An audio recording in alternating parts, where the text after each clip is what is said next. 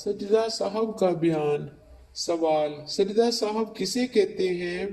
تو اس کا جواب سجدہ صاحب کا بیان۔ سوال: سجدہ صاحب کسے کہتے ہیں؟ تو اس کا جواب یہ ہے کہ صاحب کا معنی ہے بھول جانا۔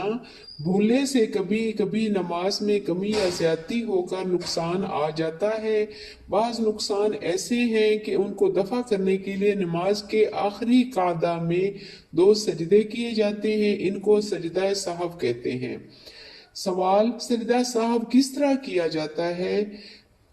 قعدہ اخیرہ میں تشہد پڑھنے کے بعد ایک طرف سلام پھیر کر تکبیر کہے اور 2 سجدے کرے۔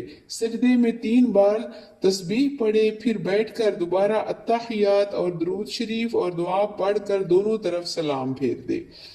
سوال یہ ہے کہ اگر سجدہ صاحب کے سلام سے پہلے التحیات کے بعد درود شریف اور دعا پڑھ لے پھر سجدہ صاحب کرے تو کیسا ہے؟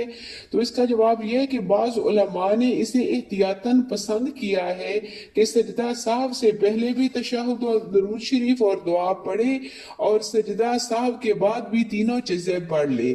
اس لیے پڑھ لینا چاہیے، نہ پڑھنے میں نقصان نہیں ہے۔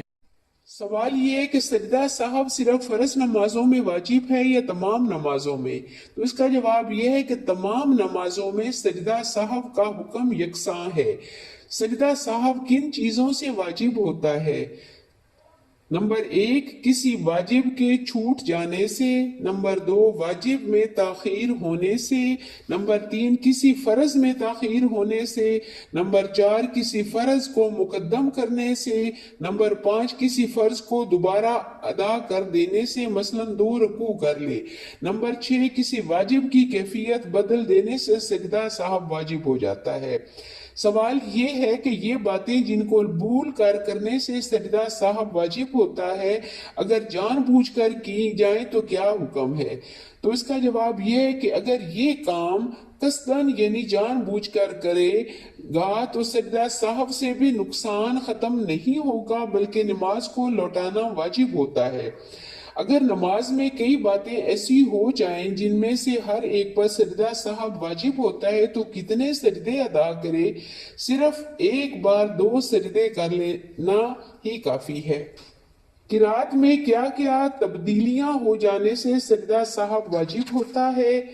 تیسری اور چوتھی رکعتوں کے سوا ہر نماز فرض ہو، واجب ہو یا سنت ہو یا نفل ہو، کسی بھی رکعت میں سورۃ فاتحہ یا سورت کے چھوٹ جانے سے سجدہ صاحب واجب ہو جاتا ہے۔